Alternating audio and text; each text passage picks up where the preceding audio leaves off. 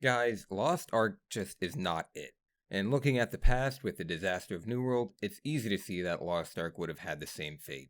Like, seriously, did we forget that Amazon owns Twitch? We've got to do better than this. Ladies and gentlemen, welcome back to another Watermelon Rating. Today we have Lost Ark, which is Amazon's new publish, developed by Smilegate RPG. I've never actually heard of them or any of their works, so I don't really know what they're about. Lost Ark is an action MMORPG. The click and drag to move style I think is unique to an MMO, and I think it's a nice touch, especially for a game like this. And in all honesty, there isn't too much to say about this game because I feel like this game is not anything. In somewhat hard way to explain, I don't really know what this game is supposed to be about, nor what I am supposed to be enticed by, which is really unfortunate compared to the hefty promotional budget. I feel like that money could have been used to pay other people to do something with this game. I will say that the graphics and the art style of this game is really good, especially for the way that it's angled and your view of the game. However, it feels like that's the only thing that's bringing me into this game.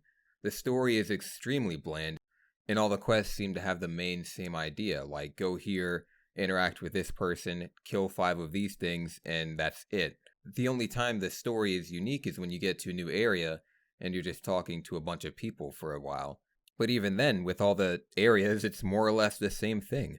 But moving on from that, the gameplay isn't that much better. There is a wide variety of different attacks, but they all are basically reskins. Your character will do somewhat of the same motion for 3 attacks, but they'll all have different effects, like wind, lightning, or fire, which in general isn't a bad thing, but it only adds to the unfortunate circumstance of this game. Putting into perspective that this is an MMO, you'll be doing these same motions for hours and hours and hours, literally for the rest of time. And when you add that with the same monotonous storyline, you get a voice that sounds like mine. It's extremely hard to ask people to play this game for 10 to 15 hours just to get to the end game content that everyone's raving about. And in full transparency, I can't even attribute to the end game content because I haven't made it there. This game is unbelievably boring in such that I don't actually want to play it anymore after playing for about 2 hours. The character creation and skins are neat, but in my opinion, it's less relevant because of the viewpoint of this game.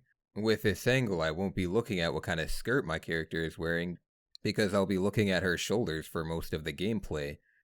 There isn't much to be said about this game, which makes this review extremely short.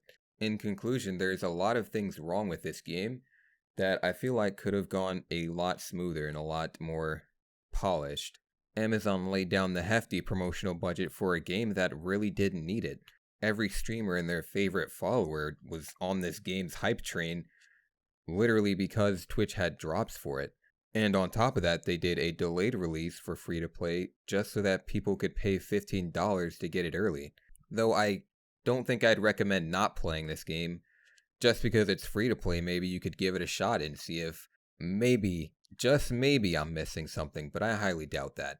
Lost Ark would probably get a 3 out of 5 watermelons just because it's free to play. If you had to pay $40 for this game, it's definitely getting a 2. But that's it. Thank you guys so much for watching. I will see you in the next one.